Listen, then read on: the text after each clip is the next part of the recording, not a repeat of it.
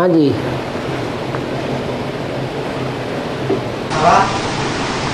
संगमन दुनिया में लक्ष्मी नारायण का पाठ और प्रैक्टिकल में बजाने वाले लक्ष्मी नारायण का प्रैक्टिकल पाठ बजाने वाले और शंकर पार्वती या राम सीता वाली आत्मा इसी श्रेष्ठ से श्रेष्ठ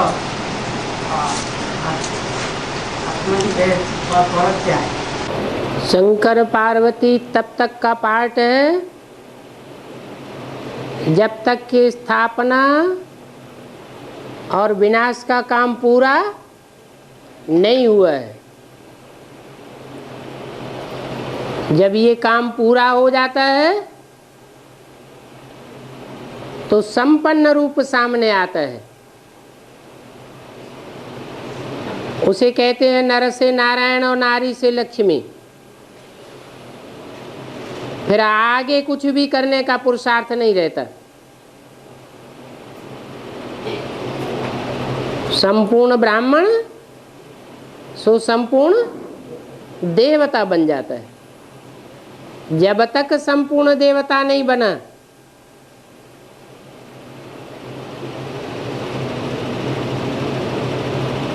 तब तक पुरुषार्थ चलता रहता है। कोई संपूर्ण देवता बन जावेंगे, कोई नंबरवार देवता बनेंगे। संपूर्ण की पूजा होती है, अपूर्ण नारायणों की पूजा नहीं होती है।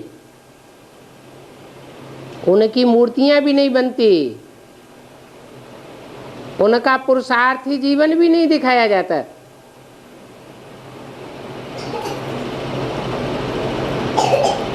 क्योंकि शंकर को तो याद में बैठा हुआ दिखाया गया है। लक्ष्मी नारायण कोई याद में बैठे हैं क्या?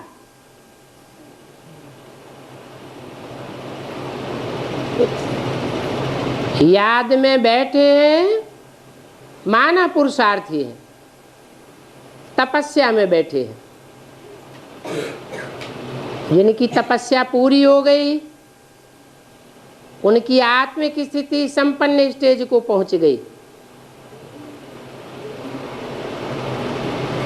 एक बार संपन्नता प्राप्त होने के बाद फिर 2500 वर्ष तक वो स्टेज कायम रहती है आत्मिक स्थिति की।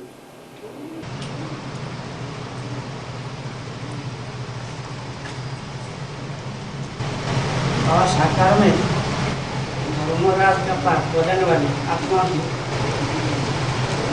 इससे श्रेष्ठ वकील की तरह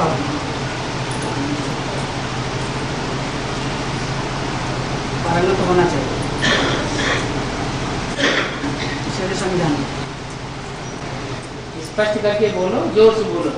सरकार में धर्मराज का पाठ बजाने वाली इसलिए संविधान में किसी श्रेष्ठ वकील की तरह पारंगत होना चाहिए। और श्रेष्ठ वकील कौन है और कितना है? श्रेष्ठ क्या? श्रेष्ठ वकील एडवोकेट। यहाँ संविधान कौन सा है? ब्राह्मणों की दुनिया का संविधान कौन सा है?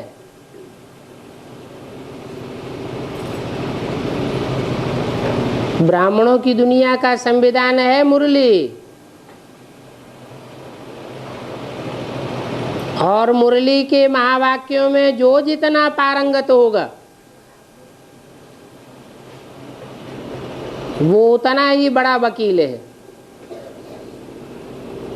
पहले तो अपने को छुटकारा दिलावे।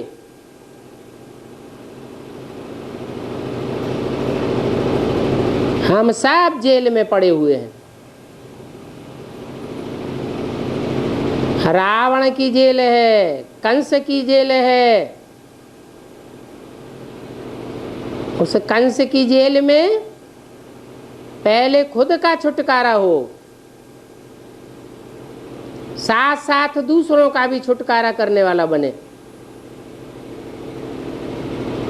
वकील लोग होते हैं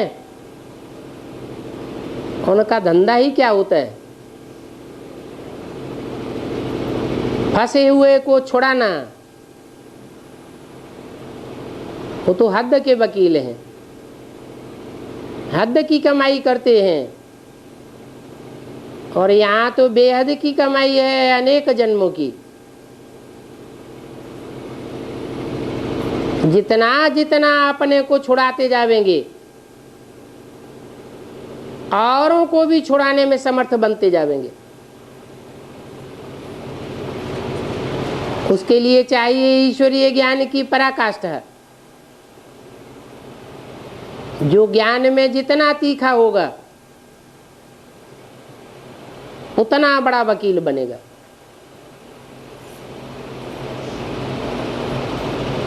धर्मराज बाप का सहयोगी बनेगा।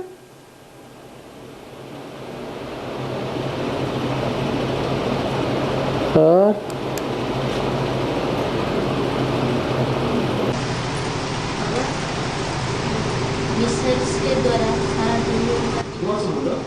मिसाइल्स के द्वारा सारा दुनिया का विनाश होगा। यहाँ शूटिंग पीरियड में ब्राह्मण परिवार में मिसाइल्स कौन है और कैसे? जिस सर्विस के द्वारा सारी दुनिया का विनाश होगा, मिसाइल्स। तो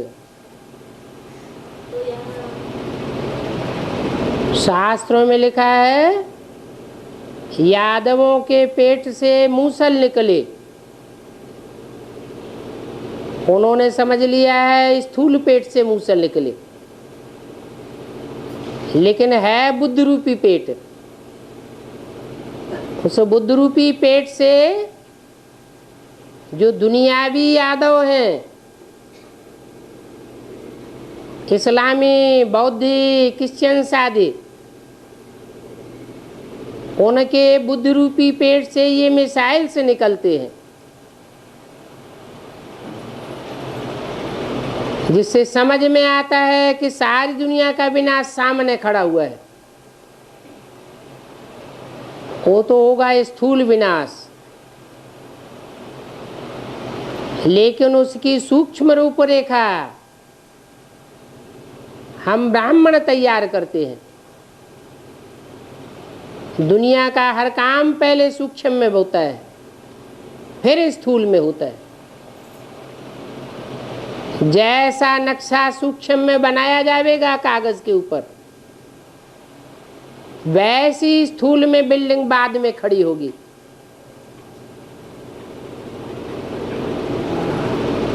तो ये विनाश का भी कारोबार है। लिखा हुआ है शंकर द्वारा विनाश। अब शंकर तो विनाश नहीं करते हैं स्थूल में। फिर उनके गायन में कहते हैं हर हर बम बम।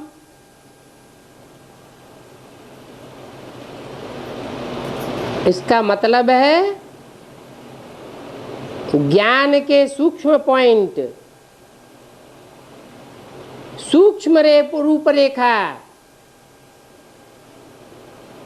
तैयार होती है बुद्ध रूपी पेट में। और जो सूक्ष्मता तैयार होती है,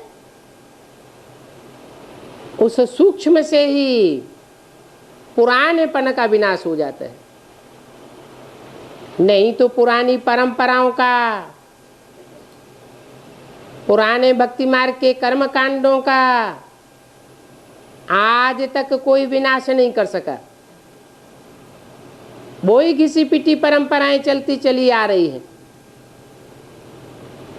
लेकिन ये ईश्वरीय ज्ञान ऐसा है कि इसमें जितना ही ज्यादा मनन चिंतन मंथन करते जाते हैं, बुद्धि खुलती जाती है और पुरानी परंपराओं का नाश होता जाता है। भक्ति मार्ग मुर्दाबाद, ज्ञान मार्ग जिंदाबाद होता जाता है।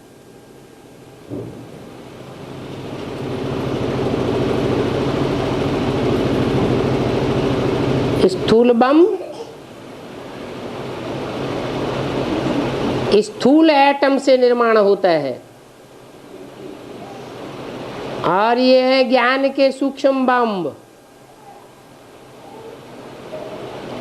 ये आतम बम से तैयार होते हैं। वो है एटम, जिससे एटम बम बनते हैं, और ये है आतम, जिससे आत्मा रूपी बम तैयार होते हैं।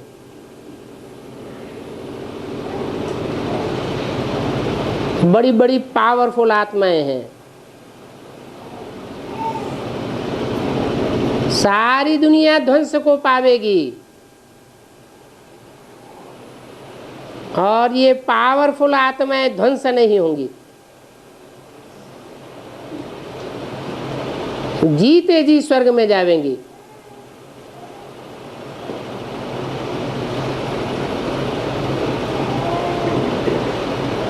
बुद्धि की विशालता की बात है। जो बुद्धि जितनी विशाल होती है उतनी ही सूक्ष्म होती है। सूक्ष्म बुद्धि बनती है बाप की याद से।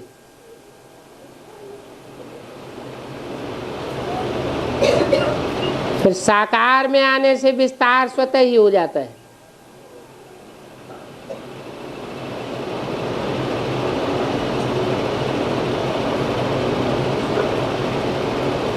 शास्त्रों में लिखा हुआ है, यादव बड़े बलवान थे, बड़े धनाढ्य थे, ऊंची महलमाड़ियों अटारियों वाले थे।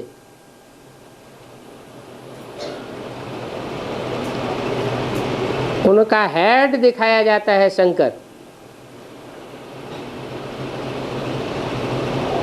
जैसे कोई भी देश में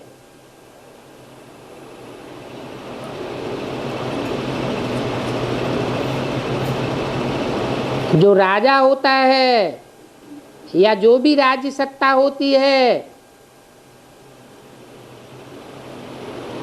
उसकी सबसे बड़ी शक्ति सेना मानी जाती है, मिलिट्री मानी जाती है। मिलिट्री की पावर से सारा राज्य चलता है।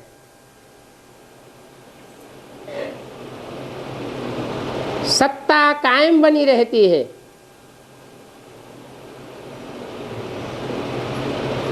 ऐसे ही हम रूहानी ब्राह्मणों की मिलिट्री है, रूहानी मिलिट्री। उस रूहानी मिलिट्री का मार्शल है शंकर। नंबरवार बड़े बड़े ऑफिसर्स हैं। जैसे उस मिलिट्री में छोटा ऑफिसर अपने से ऊंचे बड़े ऑफिसर को क्रॉस नहीं कर सकता, ऐसे रूहानी मिलिट्री भी है। ये पावरफुल मिलिट्री जब एक बार अनुशासन में बंध जावेगी, एक सूत्र में बंध जावेगी, एक स्नेह के धागा में पिरोई जावेगी, तो दुनिया का बड़े से बड़ा संगठन तैयार हो जाएगा। इनके सूक्ष्म वाइब्रेशन से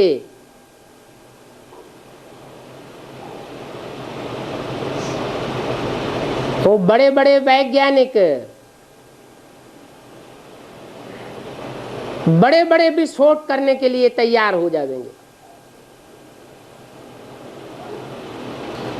इनकी रूहानी ताकत उन्हें जिस्मानियों में ताकत ला के देगी।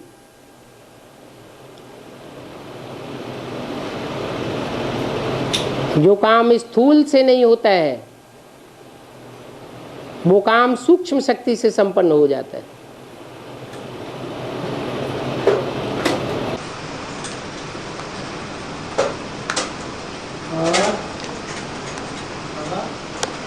एक के सिवाय एक दूसरों को याद करना नहीं चाहिए।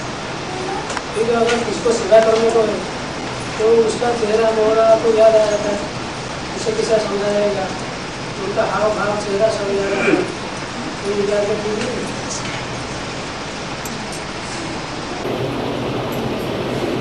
एक होता है सेवा करने वाला, एक होता है जिसकी सेवा की जाती है, और एक होता है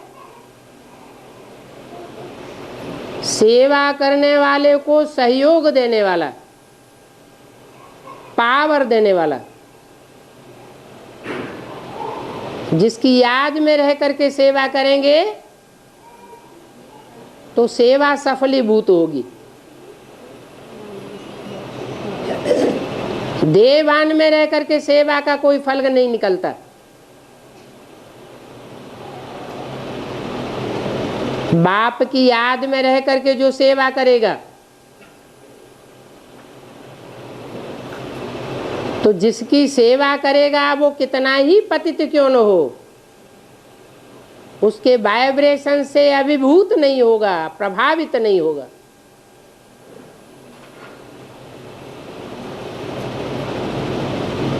तो सेवा करने वाले का असर दूसरे पर पड़ना चाहिए या सेवाधारी के ऊपर पड़ना चाहिए? सेवा वो है जो ईश्वर के सहयोग से, ईश्वर की याद से दूसरे का परिवर्तन करके दिखावे। जिसकी सेवा करते हैं उसकी याद से हम खुद ही प्रभावित हो जावे। उस सेवा को देह अभिमानी के द्वारा की हुई सेवा कहेंगे या आत्माभिमानी के द्वारा की हुई सेवा कहेंगे? क्या कहेंगे? बाप तो कहते हैं जो बच्चे हिम्मत करते हैं मैं उनको 100 गुना आगे बढ़ के मदद देता हूं, लेकिन अहंकार पूर्वक नहीं, निरहंकारी आत्मा बनकर आत्मिक स्थिति में रह करके हिम्मत करेंगे तो बाप आकर के दृष्टि का फोर्स देते हैं, वाचा का फोर्स देते हैं, वाइब्रेशन का फोर्स देते हैं। ऐसी आत्मा जो ईश्वरीय फोर्स लेने वाली बनती है वो दूसरे की पक्की सर्विस कर सकती है। प्रभावित होने का सवाल ही पैदा नहीं होता।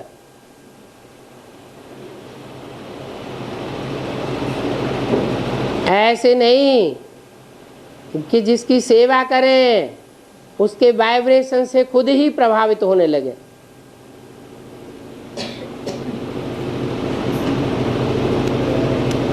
ऐसे तो हम सब तमो प्रधान आत्माएं हैं। तमो प्रधान आत्मा ईश्वरीय सेवा नहीं कर सकती। ईश्वरीय सेवा करने के लिए बाप दादा सहयोगी बनते हैं।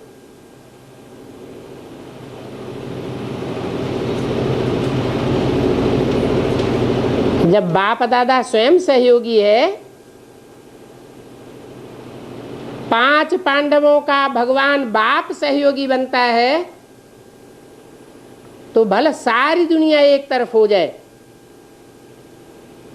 तो भी 5 पांडव विजयी हो जाते हैं। वो आत्मिक स्थिति के आधार पर विजयी होते हैं या देवान के आधार पर विजयी होते हैं? मैं सेवादारी हूं, मैं ज्ञानी हूं, मैंने ये ज्ञान दिया।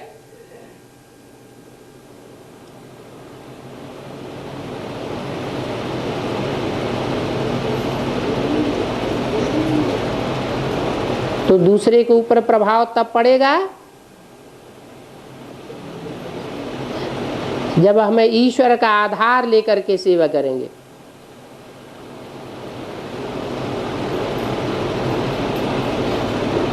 दूसरे की याद हमारी बुद्धि में आ जाए, जिसकी सेवा करते हैं वो की उसकी याद हमारी बुद्धि में छपने लगे,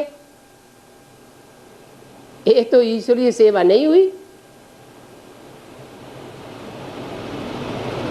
ये तो आसुरी सेवा हो गई।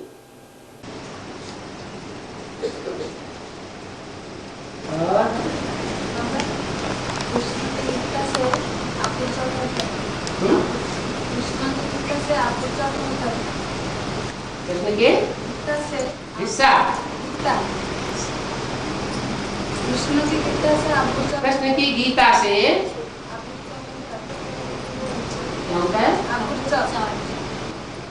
आबू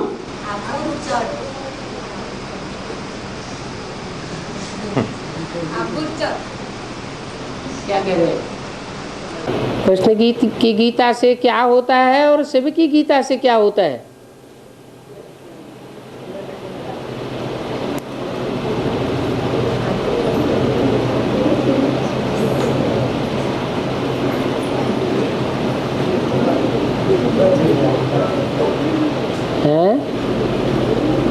जोर से रिपीट करो, किसी को समझ में आ जाए बताए।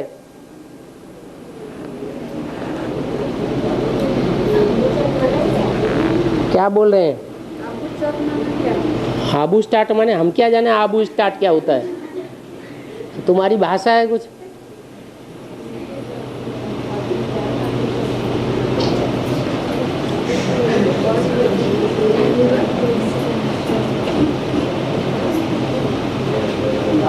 पहले जो उड़िया जानने वाले उनको तो समझा दो, क्या पूछ रहे? चलो तब तक सोचने दो। हाँ, जगन्नाथपुरी में क्रिश्चियन और लोग और मुसलमान लोग पंडा लोग अंतर में घुसने के लिए मना कर देते। मुसलमान लोग मना कर देते?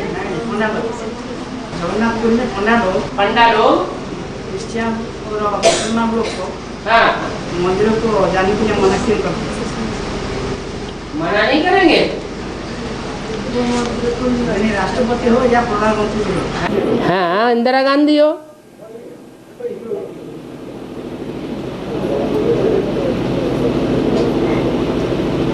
जो जगत का नाथ है, सारे जगत का स्वामी है,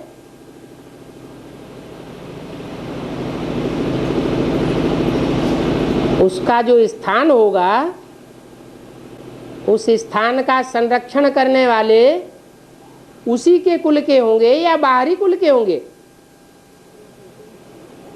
बाहर के कुल के तो नहीं हो सकते।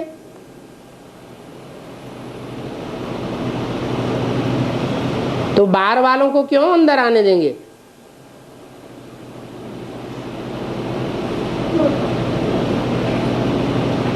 जैसे पहले वाइब्रेशन खराब किया तो जगन्नाथ क्या बन गया? उनके संग के रंग में आने से क्या हो गया? भिखारी बन गया। फिर वही गलती बार बार करना है क्या?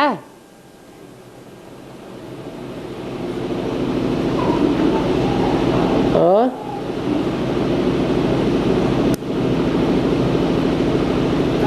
सिर्फ जगन्नाथ मंदिर की ही बात नहीं है, और बड़े बड़े मंदिरों में भी जब ज़्यादा भीड़ होती है तो सोटे लगाते रहते हैं, मूर्ति के नज़दीक नहीं जाने देते हैं।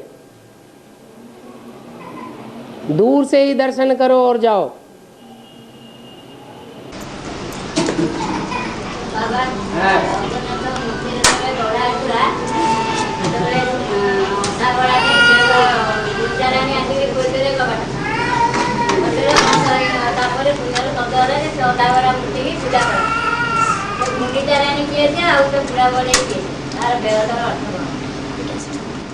बोलो उड़िया को हिंदी करो।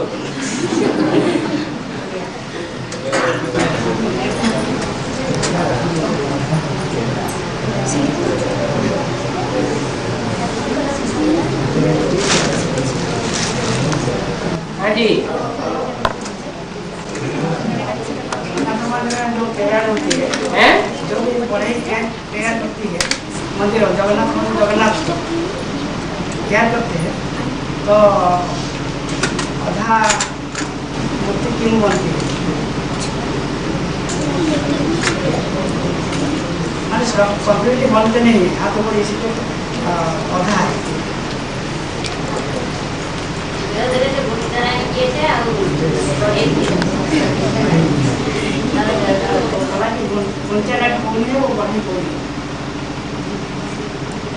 बोलते थे कि जगन्नाथ मंदिर में तो मूर्ति बनवाया हुआ था।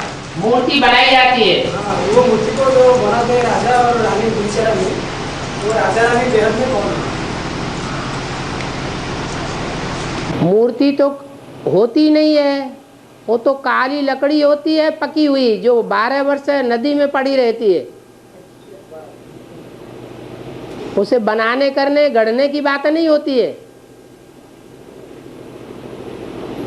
लिंगाकार मूर्ति होती है, जैसे शिवलिंग होता है ना, शिवलिंग पत्थर का होता है, वो लकड़ी की मूर्ति है।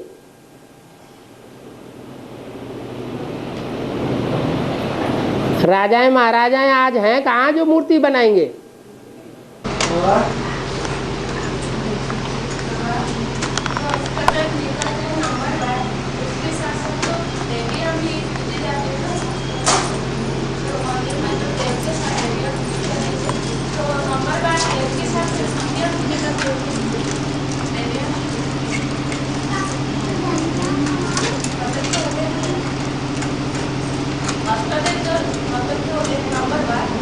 अष्टदेव नंबरवार बनते हैं। हाँ जी, तो शास्त्रों में लिखा है देवी के साथ देवों के साथ देवी भी बनते हैं मंदिर में। देवी के साथ अष्टदेव जो लिखा है नंबरवार बाबा, हाँ, तो शास्त्रों में लिखा है देव के साथ हर मंदिर में देवियाँ काम करते हैं। जैसे यज्ञ कर्म करते भी है और देवी के साथ ऐसा ही बैठा रहते हैं। अष्टदेव होते हैं। अष्टदेवों के जो मंदिर होते हैं उनमें देवियां नहीं दिखाई जाती हैं, क्योंकि अष्टदेव निकलते हैं रुद्रमाला से, और रुद्रमाला सारी ही पुरुषों की माला है या स्त्रियों की माला है? पुरुष स्वभाव संस्कार वालों की माला है। इसलिए दक्षिण भारत में जो भी अष्टदेव के मंदिर हैं उनके साथ देवियां नहीं दिखाई जाती हैं। जैसे हमारी आत्मा का अपना 84 जन्मों में ज़्यादा से ज़्यादा पुरुषों का पाठ हो जाता है, वैसे ही 108 आत्मा क्या अपना 84 जन्म को ज़्यादा से ज़्यादा पुरुषों का पाठ हो जाएंगे? कौन? 108 आत्मा, 82 आत्मा? 108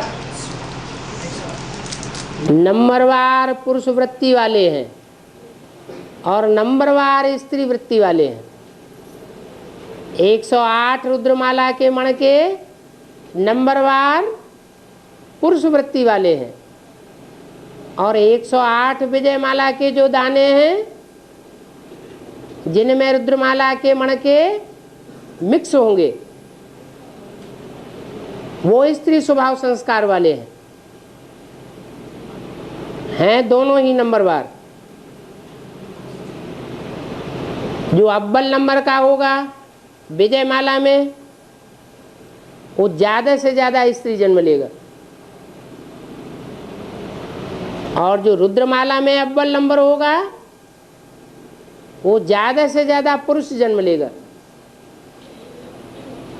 बाकी सतयुग त्रेता में तो बराबर बराबर ही जन्म होते हैं, वहाँ तो कोई अंतर पड़ता नहीं है। द्वापर कलयुग में आके अंतर पड़ जाता है। कोई के 42 जन्म पुरुष के हो सकते हैं, कोई के 42 जन्म स्त्री के हो सकते हैं। 42 जन्म पुरुष के होंगे तो 21 जन्म स्त्री के होंगे, 42 जन्म स्त्री के होंगे तो 21 जन्म पुरुष चोला धारण करना पड़े। फिर माला में नंबरवार जितना जितना ऊंची स्टेज का मणका होगा उतना उतना ग्रेड बढ़ता जाएगा।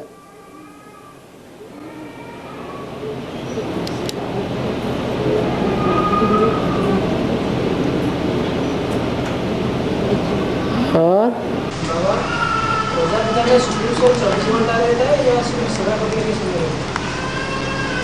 मुरली में बोला तुम ऐसे ही समझो। कैसे कैसे समझो? शिव बाबा कब आता है कब चला जाता है कुछ पता पड़ता है क्या? पता पड़ जाता है? नहीं। तो तुम ऐसे ही समझो कि सदा इसमें शिव बाबा विराजमान है, तो तुम्हारा कल्याण हो जाएगा। तो जब 108 में प्रवेश करके सेवा करेंगे तो 108 में शिव नहीं प्रवेश करता, ना उसको सर्वव्यापी होने की दरकार है। मम्मा बाबा की आत्माएं प्रवेश करती हैं, बाप दादा प्रवेश कर सकते हैं।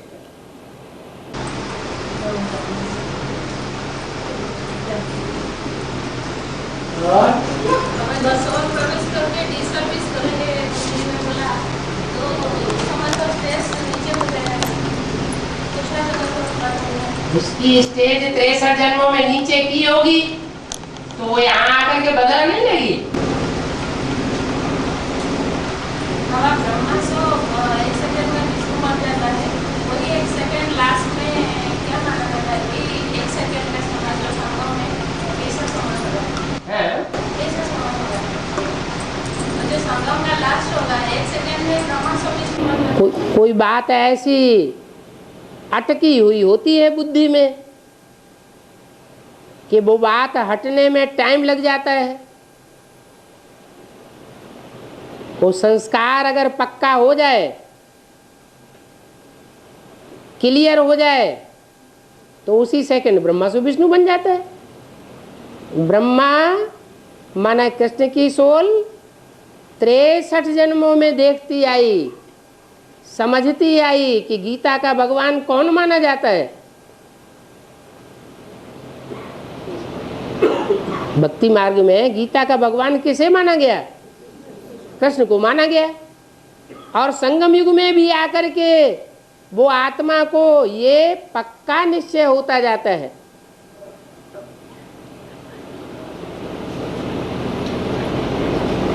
कि ब्राह्मणों की दुनिया की ज्यादा से ज्यादा बड़ी एंट्री उससे कृष्ण अर्थात ब्रह्मा को ही फॉलो करती है, और उसके द्वारा ही भगवान आकर के वाणी चलाता है।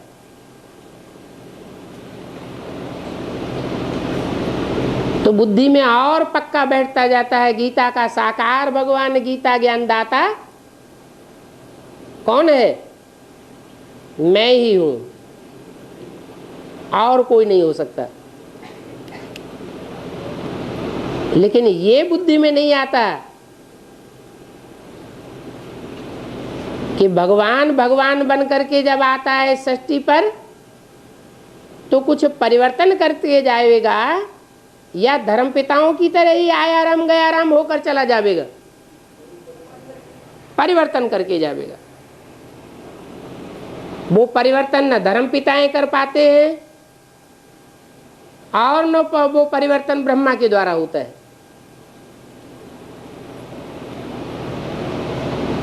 पुरानी दुनिया को नया बनाना, नरक को स्वर्ग बनाना, ये एक प्रैक्टिकल बाप के कर्तव्य का काम है।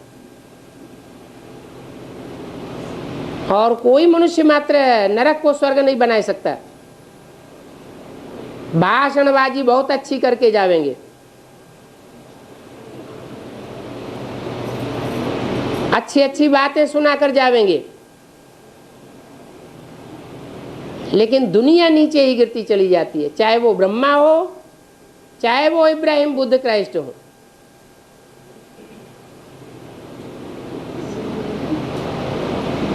जब ये बात बुद्धि में आ जाए कि भगवान का वो प्रैक्टिकल स्वरूप कौन सा है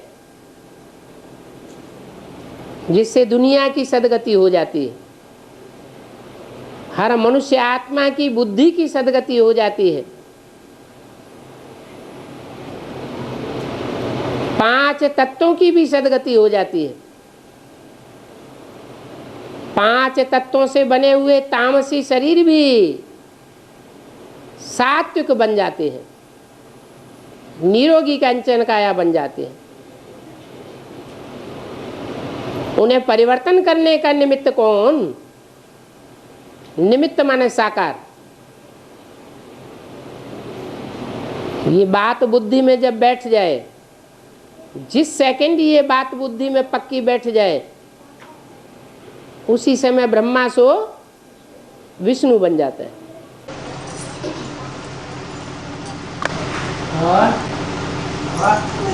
सतयुग में एक जन्म गुजरा खाद सतयुग में एक जन्म गुजरा खाद पड़ती, इसीलिए सिल्वर एज में कम 2 कला कम हो जाती कम हो जाता है। 625 वर्ष में 1 कला कम हो जाती है। अभी भी कोई भी काशन में बाबा ने बोला कि सतयुग में पहले युग में चौथाई कला कम हो जाती है, क्योंकि राधा का जो कृष्ण में जो दुखती है, कृष्ण के दुख राधा में क्या होता है। ठीक है। राधा कृष्ण से भी जो पहला जन्म है, उससे भी पहला कोई जन्म है? राधा कृष्ण की डायनास्टी से भी पहली डायनास्टी कोई है? नहीं है ना? संगम युग में तो संगम युग में राधा कृष्ण से भी ऊंची स्टेज है ना। राधा कृष्ण तो फिर भी दृष्टि का सुख भोगते हैं, जो शरीर का एक अंग है, अर्थात देह का सुख भोगते हैं। देह के श्रेष्ठ इंद्रिय का सुख भोगते हैं, लेकिन उनके जो माँ बाप हैं वो देह का अंश मात्र भी सुख नहीं भोगते। अतीन्द्रिय सुख पूछना हो तो गोप गोपियों से पूछो। इंद्रियां देह का अंग है, वो देह के अंगों से कोई सुख नहीं भोगते, वाइब्रेशन के सुख में मस्त रहते हैं, ज्ञान की पराकाष्ठा में रहते हैं। इसलिए चढ़ती कला ही चढ़ती कला होती रहती है। और राधा कृष्ण की उतरती कला होती है।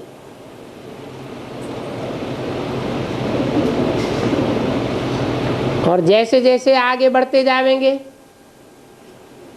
वैसे वैसे ऊपर से आने वाली जो नई नई आत्माएं होंगी, वो नीची नीची स्टेज की आती जाएंगी, कम कलाओं वाली आती जाएंगी। इसलिए उन ढेर की ढेर आने वाली, ऊपर से आने वाली आत्माओं का संग का रंग पुरानी आत्माओं को लगता रहता है, और वो भी नीचे गिरती रहती है।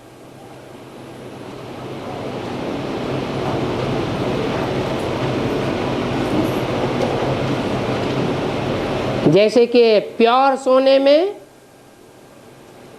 24 कैरेट सोने में कम कैरेट वाला सोना मिक्स कर दिया जाता है, तो उसकी वैल्यू कम हो जाती है। भले सिल्वर नहीं मिक्स की गई, लेकिन कम कैरेट का सोना मिक्स करने से वैल्यू कम हो जाती है। ऐसे ही सतयुग में भले सिल्वर एज की आत्माएं आकर के संग का रंग नहीं लगाती, लेकिन कम कीमती सोना ऐसी आत्माएं मिक्स होती रहती है।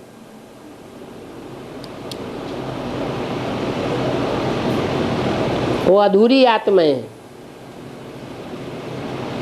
उन अधूरी आत्माओं का जो हर जन्म में, हर पीढ़ी में मुखिया होता है, जिसे नंबरवार नारायण कहते हैं, उनकी पूजा नहीं होती है, वो संपन्न नहीं है, उनको नहीं कहेंगे 16 कला संपूर्ण सर्वगुण संपन्न। डिग्रेड हो चुके, इसलिए उनके मंदिर नहीं बनते, उनकी पूजा नहीं होती।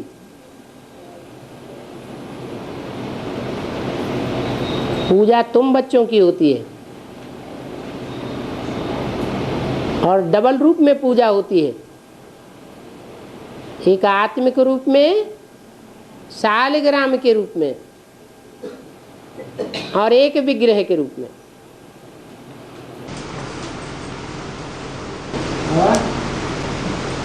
कोई आत्मा सर्व शक्ति तो सूक्ष्म सर्व धारण करती है। कोई आत्मा सर्व छोड़ती है, सर्व छोड़ती है, शरीर छोड़ती है तो सूक्ष्म सर्व धारण करती है, सूक्ष्म शरीर। हाँ। तो उनका कोई सोच विचार है क्या? जो सूक्ष्म शरीर धारण करते हैं वो अकाले मौत को पाते हैं, तब सूक्ष्म शरीर बनता है। और अकाले मौत उनका होता है जो ज्यादा पाप करते हैं। उनका पाप करने का ग्रेड न बढ़ जाए, इसलिए अकाले मौत होती है और सूक्ष्म शरीर धारण कर लेते हैं।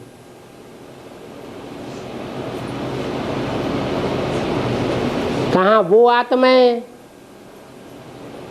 जो सूक्ष्म शरीर धारण करती हैं अकाले मौत में,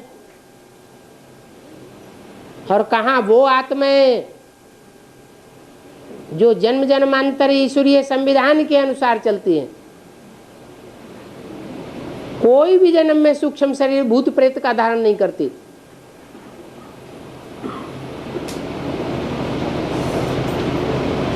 तो आत्माओं के ग्रेड में अंतर पड़ जाता है।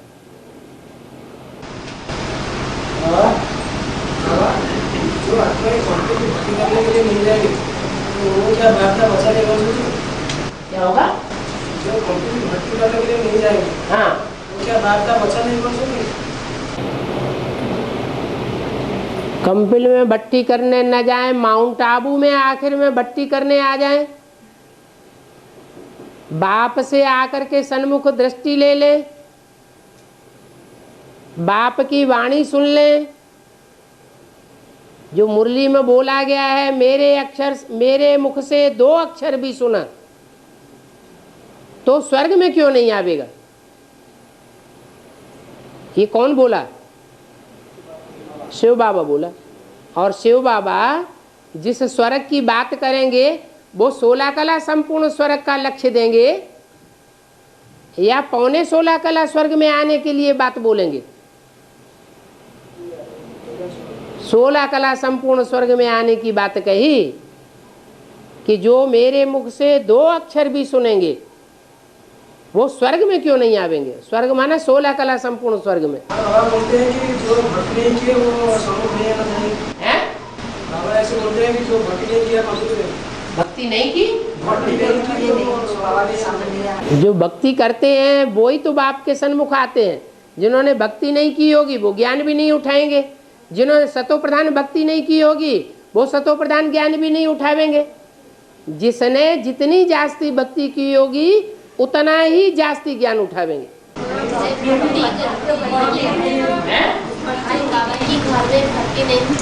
भट्टी, हाँ, बाबा का घर एक है मिनी मधुबन और एक है महामधुबन। कौन सा घर घर कहेंगे और कौन सा जंगल कहेंगे? दोनों ही घर है ना, है? जो आदि का फाउंडेशन है माउंट आबू का,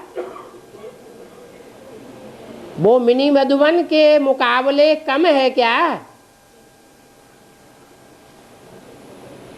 और मिनी मधुबन की आत्मा ही तो इकट्ठी होकर के जावेंगी महामधुबन में। जहां सूर्यास्त का यादगार बना हुआ है वहां सूर्योदय नहीं होगा क्या?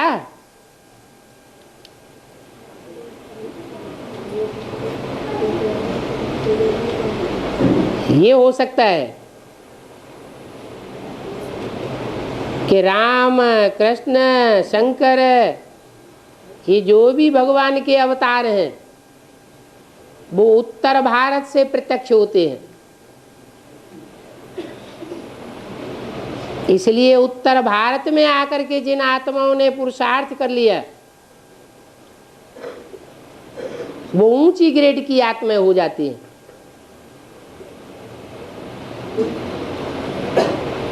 रुद्र बाप के बच्चे हैं, लेकिन वो अकेले थोड़े ही हैं। यथा राजा तथा प्रजा की स्टेज वाले हैं। उनके फॉलोअर्स अर्थात उनकी जिनकी जितनी भी प्रजा निकलेगी वो सब वैसे ही स्टेज वाले होंगे। पहले जन्म की प्रजा की भी कोई विशेषता होगी जो और जन्म की प्रजा में वो विशेषता नहीं होगी। माना सतयुग के राधा कृष्ण हैं, वो राधा कृष्ण वाली आत्माएं बेसिक नॉलेज तक ही सीमित रहेंगी। जब वो ही बेसिक नॉलेज तक सीमित हैं तो उनके जो फॉलोअर्स हैं या जो उनकी प्रजा है वो एडवांस में आने वाली बनेगी क्या? बनेगी? नहीं बनेगी। फिर जब राधा कृष्ण की डायनेस्टी वाले ही एडवांस की स्टेज को नहीं प्राप्त कर सकते तो और जो नारायण है दूसरी डायनेस्टी के सतयुग में वो ऊंची स्टेज कैसे प्राप्त कर लेंगे? इसलिए बोला ज्ञानी तू आत्मा मुझे विशेष प्रिय है। वो सातों नारायण है भक्ति का फाउंडेशन डालने वाले। सात इसलिए कहा कि वो सात सतयुग के पहले नारायण को भी प्रभावित करते हैं, परंतु पहला नारायण तो 16 कला संपूर्ण बन जाता है। नर नारायण के संग का रंग लगने के कारण और दूसरे जो नारायण हैं वो अव्वल नंबर का संग का रंग नहीं प्राप्त कर पाते। तो सब कन्वर्ट होने वाले हैं, उनकी प्रजा भी कन्वर्ट होने वाली है। कच्ची कमजोर आत्माएं हैं, इसलिए भारतवासी उन नारायणों की पूजा नहीं करते, उनके मंदिर नहीं बनाते, उनकी मूर्तियां नहीं बनाते। बाबा आपके खास रूप को पहचान करके याद करने वाले आत्माएं कितने हैं?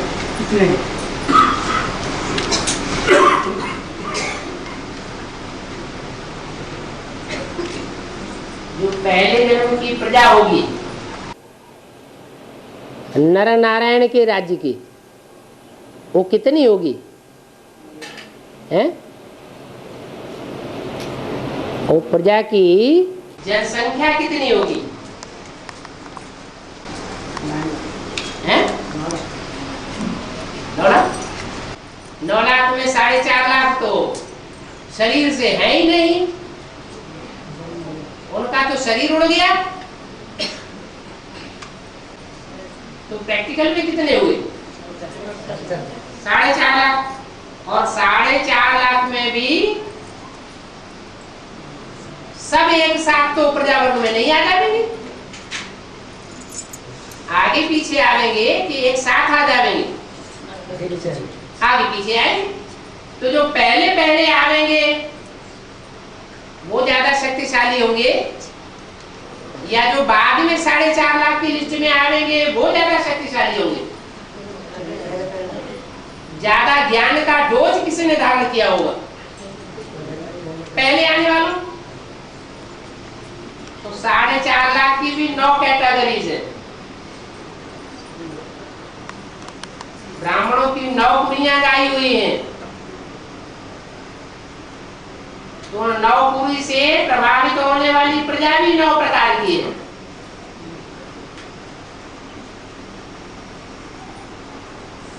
पहली कैटेगरी है वो ही श्रेष्ठ है।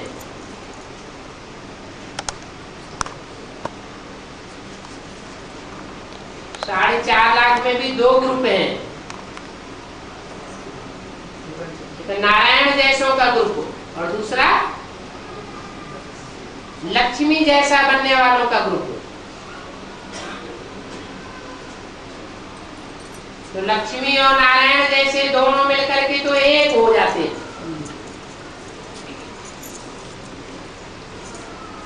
इसलिए वो 1 लाख शालिग्राम मोस्टली रुद्र यज्ञ में बनाए जाते हैं।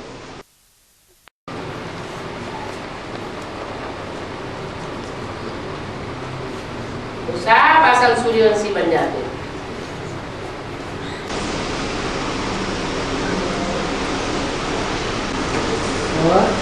बाबा जो अष्टदल में 6 वाले एक जैसा साउथ से निकलेंगे दक्षिण भारत से। शरीर साउथ इंडिया का नॉर्थ इंडिया का होता है। आत्मा साउथ इंडिया की नॉर्थ इंडिया की नहीं होती। आखिरी जन्म का चोला दक्षिण भारत से हो सकता है,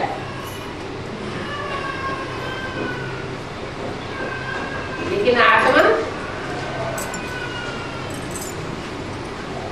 उत्तर भारत की ज्ञानी तू आत्माएं होंगी या दक्षिण भारत की होंगी।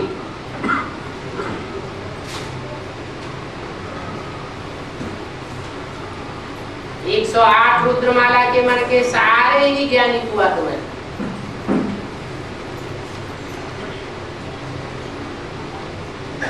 और वो जो 8 देवताएं हैं वो तो जन्म जन्मांतर के बाप के सहयोगी है। आज से लेके अंत तक 83वें जन्म तक सहयोगी है। लेकिन माया किसी को छोड़ती नहीं, इसलिए अंतिम 84वें जन्म में आकर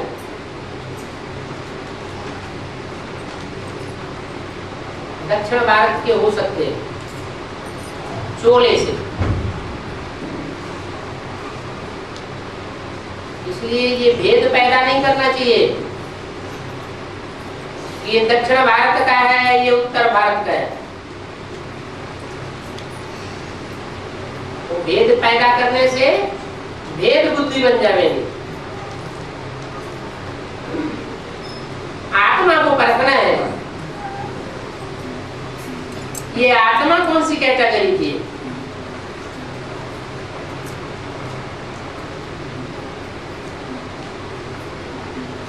आत्मा तो असल आदि सनातन देवी देवता धर्म सूर्यवंशी की है।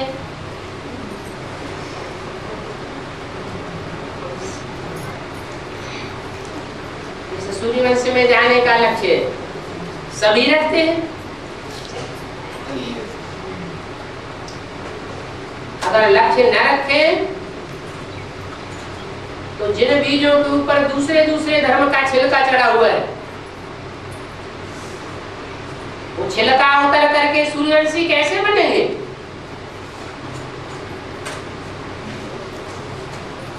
आखिर सभी 4.5 लाख सूर्यवंशी बनेंगे या नहीं बनेंगे। सभी बनेंगे।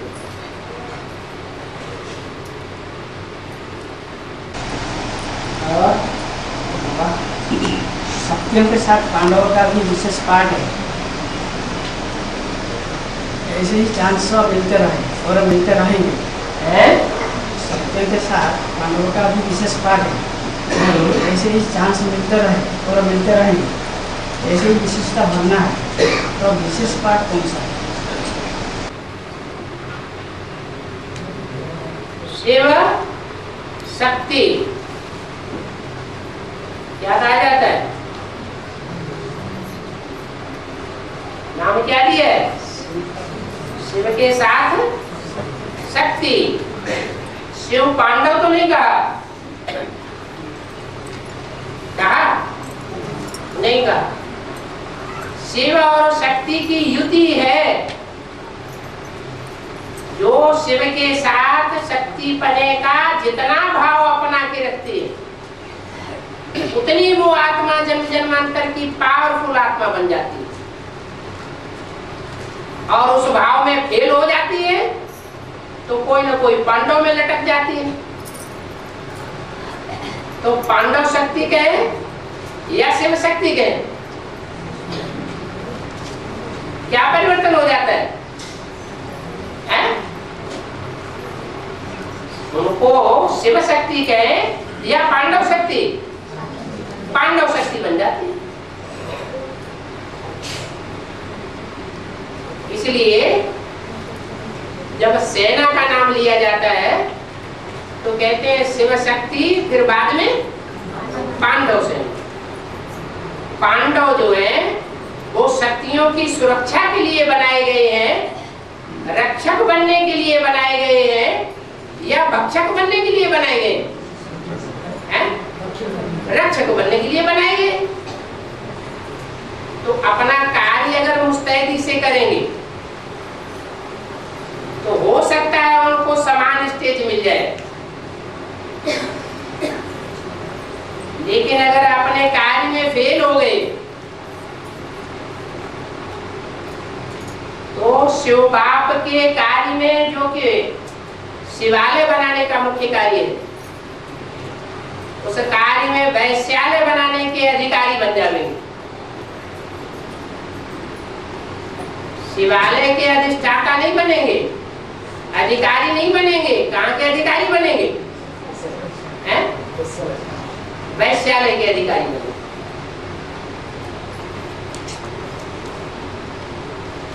और दादा भक्ति मार्ग में गोबर को कांडी मार्ग का दिया है। दिमाग में गाय का जो निष्ठा है, गाय का गोबर की, मानो को दिया। हाँ, गोबर का गणेश बनाया जाता है। क्या बनाया जाता है? गोबर गणेश। जब दीपावली होती है तो दीपावली के बाद गोबर का गोधन रखा जाता है। क्या? गोबर से गोधन बनाया जाता है। गोबर गणेश कहते हैं, गोबर शिव नहीं कहते, गोबर शंकर नहीं कहा जाता। क्या? गोबर गणेश कहा जाता है। गोबर भी पवित्र माना जाता है। गाय अगर गाय है तो, और गाय अगर बकरी बन जाए तो बकरी गोबर नहीं माना जाता, उसकी नहीं हो मान्यता है। गाय के गोबर की मान्यता है। कृष्ण की गीता से सारी दुनिया की आबरू चट्ट हो गई। आबरू माने इज्जत और चट्ट माने धूल में मिल गई। इज्जत खलास हो गई। और सच्ची गीता से, जो शिव की गीता है, जिस गीता के दिल पर शिव की छाप पड़ी हुई है। शिव माना ज्योति बिंदु शिव नहीं। ज्योति बिंदु शिव गीता का भगवान नहीं होता। अगर ज्योति बिंदु शिव गीता का भगवान हो तो ज्ञान कैसे सुनावेगा? गीता ज्ञान दाता कहा जाता है ना। तो ज्ञान देने के लिए बिंदु रूप चाहिए या साकार रूप चाहिए? साकार रूप चाहिए। तो शिव का साकार रूप कृष्ण नहीं है। शिव का साकार रूप नारायण नहीं है। शिव का साकार रूप ब्रह्मा नहीं है, विष्णु नहीं है, कोई भी 33 करोड़ देवता नहीं। शिव का एक ही साकार रूप है जिसको शिव के साथ मिलाया जाता है, शिव शंकर कहा जाता है। वही गीता का ज्ञान दाता है। तो जिस गीता के दिल पर शिव शंकर भोलेनाथ की छाप पड़ी हुई है, वो सच्ची गीता से आबरू ऊंची से ऊंची बन जाती है। भारत की, भारत महान हो जाता है सर्व देशों का। और जब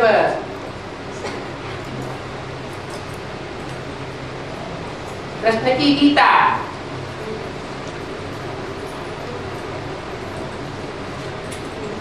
कृष्ण की छाप पड़ जाती है, तो भारत महान से महान स्टेज से नीचे से नीचे स्टेज में आ जाता है दुनिया की नजरों। तो दो गीताएं हैं, एक गीता के दिल पर कृष्ण उर्फ ब्रह्मा की छाप है, और दूसरी गीता के ऊपर शिव शंकर भोलेनाथ की छाप है।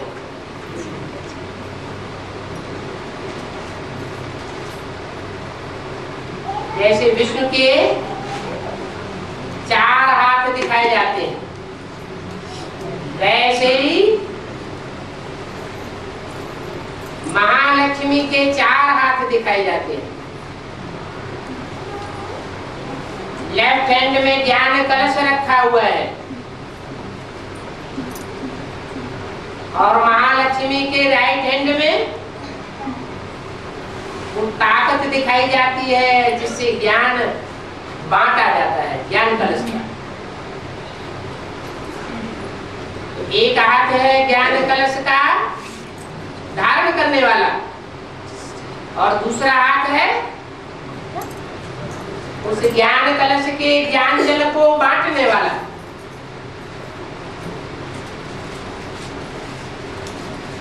भक्ति मार्ग में शास्त्रों का ज्ञान धारण किया गया,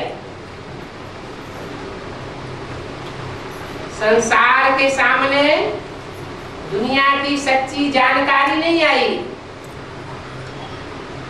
इसलिए दुनिया नीचे गिरती गई, भारत खास और दुनिया।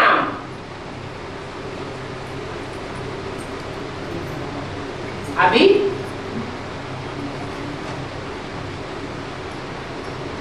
जब लक्ष्मी आती है तो ज्ञान कलश को सिर्फ धारण करके नहीं रखती, क्या करती है? बांटती है, और सीधे हाथ से बांटती है। माने जिनको भी बांटती है सम्मान पूर्वक बांटती है। एक होता है ज्ञान अहंकार में आकर के दूसरों को ज्ञान देना, डांट डपट करके उनके ऊपर कंट्रोल करना। ज्ञान दिया और जिनको ज्ञान दिया उनको अपना दास दासी बना लिया। और एक होता है ज्ञान दिया, दान किसको देना चाहिए? अपने से ऊंचा समझ करके ज्ञान देना चाहिए, दान देना चाहिए। तो जिसको दान दिया जाता है उसको रिगार्ड भी देना चाहिए। रिगार्ड दे करके दान देंगे तो दान सतो पठान बन जाता है, और डिसरिगार्ड पूर्वक किसी को ज्ञान दान देंगे तो दान कैसा बन जाएगा? तामसी बन जाता है। तो दिया दिया न दिया बराबर हो जाता है। आत्मिक स्थिति में रहकर किसी को देंगे तो उसके ऊपर अच्छा असर पड़ेगा। देह अहंकार की स्टेज में आकर के किसी को ज्ञान देंगे, अपना समझ करके देंगे कि मैं इसको ज्ञान देने वाला हूं, तो ज्ञान का तामसी असर होगा। दान भी 4 प्रकार का होता है, सतो प्रधान, सतो सामान्य और रजो और तमो। तो एक है बायां हाथ धारण करता है, अपने तक सीमित रहता है, दूसरी आत्माओं का कल्याण नहीं कर पाता। और एक हाथ ऐसा है सहयोगी भगवान का जो दूसरों का कल्याण करके दिखाता है।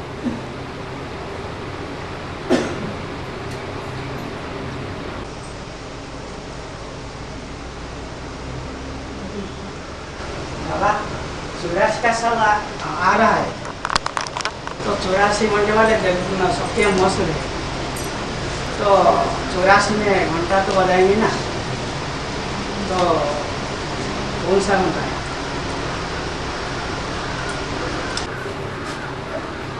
12 के 9 ग्रुप हैं। 12 नेमा 108। उनमें से सूर्यवंशी और चंद्रवंशियों को हटा दो, 24। कितने रह गए? 84। वो 84 सब विधर्मी है, विपरीत धर्मों वालों से प्रभावित होने वाले मड़के हैं। विपरीत धर्मों का छिलका उनके ऊपर चढ़ा हुआ है। वो विपरीत धर्म के छिलके वाले वो सब देवी की उपासना करते हैं।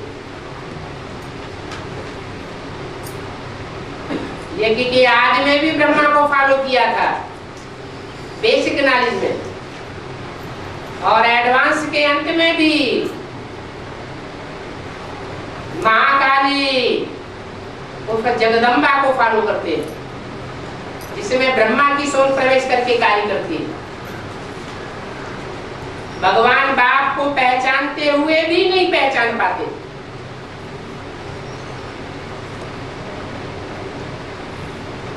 विरोधी बन जाते। माँ को अपने कंट्रोल में ले लेते, माँ को झूठी गीता साबित कर देते हैं। उस झूठी गीता के दिल पर कृष्ण के भगवान बनने की छाप लगी हुई है।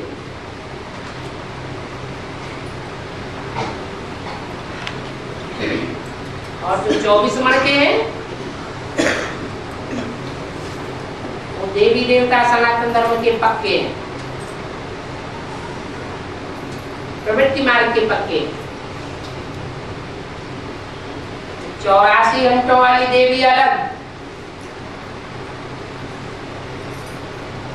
उनको कहते हैं 84 जमघंट। दुनिया के विनाश के निमित्त बनते हैं, सब धर्म को असत धर्म बनाने के निमित्त बनते हैं, बाप की सच्ची वाणी को झूठा साबित करने के निमित्त बनते हैं, और अपनी मनमत चलाते हैं।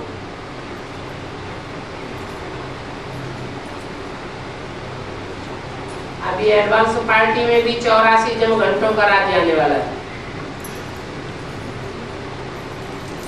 जैसे बेसिक नॉलेज में कहा जाता था कि बाबा ने कन्या माताओं के हाथ में सत्ता सौंप दी, लेकिन वास्तव में हुआ क्या? कहने मात्र के लिए कन्या माताओं के हाथ में था, लेकिन सारी सत्ता पांडवों के हाथ में आ गई, जो दूसरे धर्म से कनेक्टेड है। ऐसे ही एडवांस पार्टी में भी होता है। ओम